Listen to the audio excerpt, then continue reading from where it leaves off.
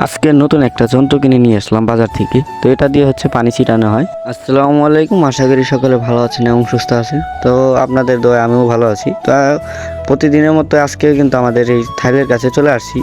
এখানে প্রতিদিন প্রায় পানি দেওয়া হয়। তো আজকেও পানি দেবো, আপনাদের দেখাই কীভাবে পানি দিই।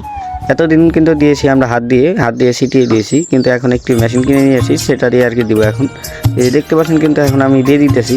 এটাতে কিন্তু খুব সুন্দর পানি বের হয়। প্রথমেই কিন্তু আপনারা দেখতে পাচ্ছেন এটা থেকেই কিন্তু খুব সুন্দর পানি বের হয়। তো আমি চারিপাশে ঘুরিয়ে ঘুরিয়ে দিতেছি, তাতে কোনোটাই কম না পড়ে, কোনোটাই বাদ না থাকে। আবার একটু বেশি পানি হয়ে গেলে কিন্তু চারাগুলো মারা যাবে, আবার একটু কম পানি হয়ে গেলে আবার সমস্যা। তো দুটোটাই মেনটেন করে আর কি দিতে হবে পানিগুলো। তো আমি সবগুলো চারিপাশে আর কি কিনার দিয়ে দিতেছি, ওই সাইডে যে আবার দিতেছি, কারণ ওখান দিয়ে একটু খালি আছে জায়গাটা। তো ওখান দিয়েও দিলাম, আবার এই পাশে ঘুরে ঘুরে সব জায়গায় আর কি দিতে হবে। আল্লাহর রহমতে এবার কিন্তু আমাদের প্রায় সব চারাই আর কি বের হয়েছে। তো খুব একটা আর কি মায়ের হয় না, বীজগুলো সবগুলো আর কি হয়েছে আর কি, আলহামদুলিল্লাহ। যেটা হয়েছে মাশাআল্লাহ অনেক সুন্দর হয়েছে, যে গাছগুলো সবগুলোই কিন্তু সুস্থ সবল আছে, এটাই শুকরিয়া।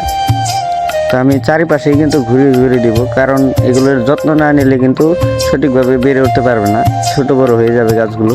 সেজন্যই কিন্তু ঘুরিয়ে ঘুরিয়ে দেওয়া, না হলে কিন্তু একভাবে দিলেই হতো।